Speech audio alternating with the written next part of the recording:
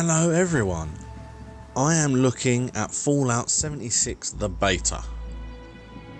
Now every video in the playlist so far has been mostly facts about things that are actually in the game, with just a little bit of opinion here and there.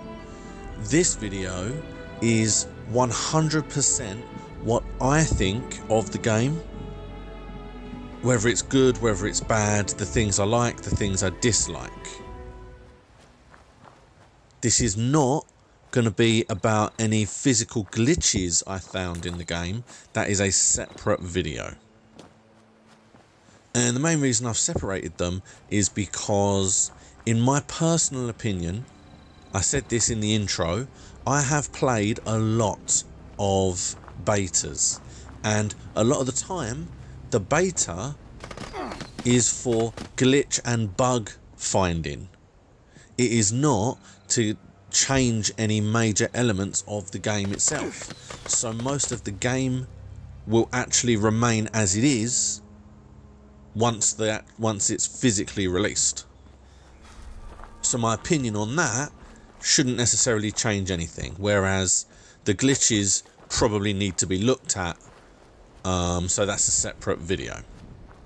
So, first of all, the main question, I really like Fallout 76. I am, for anyone who doesn't watch my videos, I am very much a hardcore RPG player. That is my main focus of games that I will play.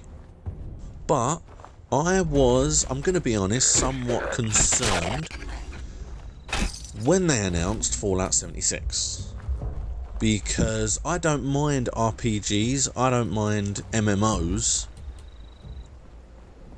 but there were things that I weren't sure about. There were things that sounded like they may not work in this setting.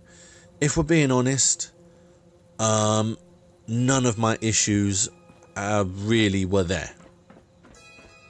First of all, things that I have issue with. None of them are game ending for me, necessarily. And to be honest, most of the issues I have are more could be issues dependent on how it works once the game is actually out. For example, looting. You go to a new point of interest and there is loot in cabinets and on sideboards and lying around. You pick up what you can. If it's going to take a long time for any of that stuff to respawn, then a lot of elements of the game become harder to fulfill. The building side of it, repairing your weapons and armor, they all become slightly harder to deal with, and it would make people start feeling that they have to turn on the players, which isn't something I necessarily want to happen. Obviously, I don't know if this is going to be a thing, because we have to really wait until the game is out and the loot respawning starts to happen, and we can see how often that does work. But yeah, if it happens to be a longer thing, then that is going to be an issue. But for the time being, it's okay. Same thing with the microtransactions. I don't have a problem with the process they've put in place. I feel that being all cosmetic, even the higher priced items, that's just the way it is. You don't have to have them. Your choice. They don't give you a leg up in the game, so it doesn't matter. It's down to if you want to spend the money rather than grinding the challenges. Although it will be a problem should they start to add items that are unique to the shop, because then you could buy the unique items and get a leg up on what you have and haven't got, you know. So again, it's something that is fine as is at the moment, but could become an issue once the game is launched, depending on, or further down the line, depending on what is released in that shop. Although I do want to see more Fallout branded stuff at the lower prices as well as the higher prices, because I do want to be able to at least afford some of the stuff doing the challenges.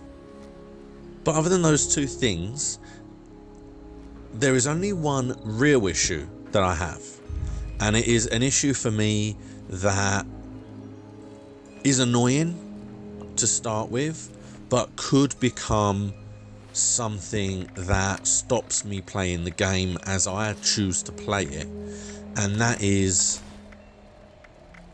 the quantity of enemies that appear in the levels at the point of interests and in the world in general.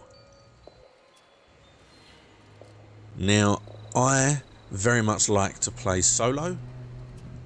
I don't have a fantastic array of PC gamer friends, so I'm not going to have a group that are going to help me to thin out the hordes. And so far I have found that there are so many enemies that are spawning so close together that just as a solo person I have to be so much higher level than those enemies before I can really afford to take them on, that I don't know, I'm going to be finding it a little bit difficult.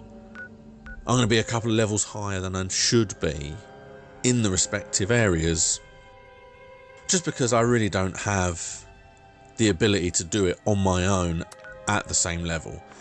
So I don't know, that could be an issue. I mean, obviously an example of that is I found a cabin relatively close, really close actually, to the vault entrance. As I approached, I was attacked by two dogs. There was a third dog on the veranda. I then walked into the house and there were around 3 or 4 more dogs either in the house or in the area, and I was able to pretty much fight them one at a time. So I was lucky that they couldn't all get into the house together, but had I have alerted all of those dogs when I attacked the first one, I'd have just died. There was way too many dogs there for me to deal with on my own, had I have had to deal with them one at a time, and I was just lucky with the placing, if we're being honest. But then there was another time when I was yet again at a place very close to the spawn where I was set on by 4 enemies and I was just about holding my own when another one started shooting me from a balcony of the building next door, and I just had to run away. I couldn't loot the bodies that I'd already killed because there was just too many of them. I just couldn't do it. And they were all only level 3, I believe. But there's just too much for one person. So, you know, I don't want to have to attach myself to a group just to get through the game. I know it's difficult to balance single player against a group of 4 or more, but I don't know, it feels like it's just slightly more in the favour of the group than it is for the solo player at the moment, and that is an issue for me. It could very well determine how far I actually go exploring on my own, which could be a little bit disappointing, you know, but we'll have to wait and see with that. Other than that one issue and the possible other issues, we're not sure yet, as an overall thing, I love the game. I absolutely love it. I really enjoy it. It's fun. There were some things that I even wasn't expecting, like the supply drops. I think are a great touch. Having the ability to survey your surroundings is good. and I really enjoy it. I think it's great. I was very much turned off of Fallout 4 through two what I consider game-breaking issues, and it was a shame because I liked the idea of the game and I really started getting into it, but the two issues I had just made the game not playable for me, and it was just a disappointment because I was really looking forward to it. So this feels like I'm going to be able to get back into Fallout again, and I'm really looking forward to see what the world has to find. So thank you very much for watching. This is the final video of my playlist looking at Fallout 76 for the general public.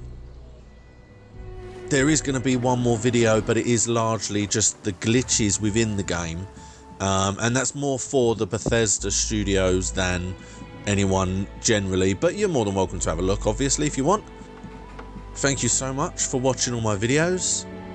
I hope this has helped you to decide whether you want to pick up Fallout 76 in 1 week. So please like and subscribe. Please take a look at some of my other videos that I'm doing. I have got a selection on my channel for you to look at, and I will see you all next time.